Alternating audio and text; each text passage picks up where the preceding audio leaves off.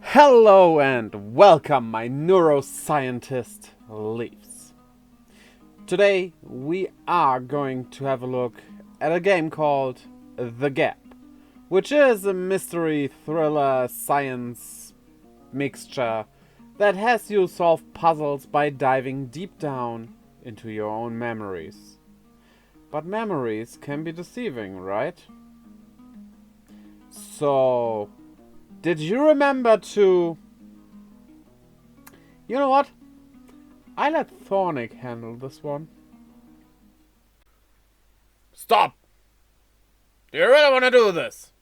Shouldn't you rather do this on the like and subscribe button? Right at the beginning, after a short story bit, it took me a bit to realize that I can move now. Yeah, this is more funny, but it is really okay. This is mainly due to how the story is implemented into the game. And I like that the text is just floating around there. It just took me a bit to get that. So, no problem here. A glowing dot then shows you what you can interact with. And that is pretty nice. This is a good way to do it. It is not totally obvious, you still have to search around for these spots, but it also is definitely findable, so you are never guessworking what to interact with, and hey, that's great. Especially in the beginning of the game, when you try to get a hang of it, about how it works, like, at all. Or maybe not? Suddenly, I had several shiny spots I could absolutely not interact with. I tried, like, focusing them, tried to hit them right in the middle, but yeah, I am not really sure if this is deliberately, or maybe a bug. I hope it isn't the latter, but it surely confused me. Until I realized I just need to move closer. I honestly thought, while like researching this wall, I could not move at that point, but I just tried and then it worked. Yeah, that might have been on me. But it is still funny, so yeah. The weird thing about it though is you aren't really further away from the others you can interact with. So, yeah. It was just a bit weird, and it never happened to me again after this particular scene, so... Oh well, I guess. Let's talk about the art style of the game. I like that a lot of stuff is only black.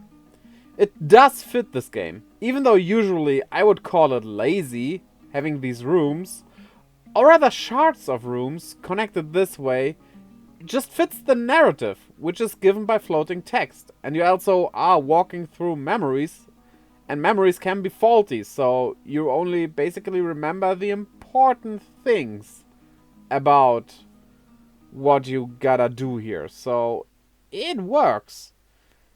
It is simply adding to the mysteriousness, and that is a good thing. Sometimes, like in this instance, the game gives you pretty long texts.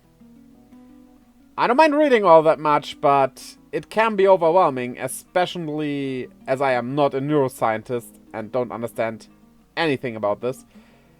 However, they do mark the important stuff red, and I really appreciate that, because that is just helpful, and then you know what you gotta remember or even write down if you wanna go old school. Okay, story time. The mystery of it is intriguing, and while I at first thought that the game doesn't really tell you what you should do, what is right, what is wrong, that soon revealed itself to be not true. You cannot really do things wrong. Basically, you do dive into your own memories, trying to reenact them. And if you don't know how, then you just need to back out of the memory and find the hints to the solution.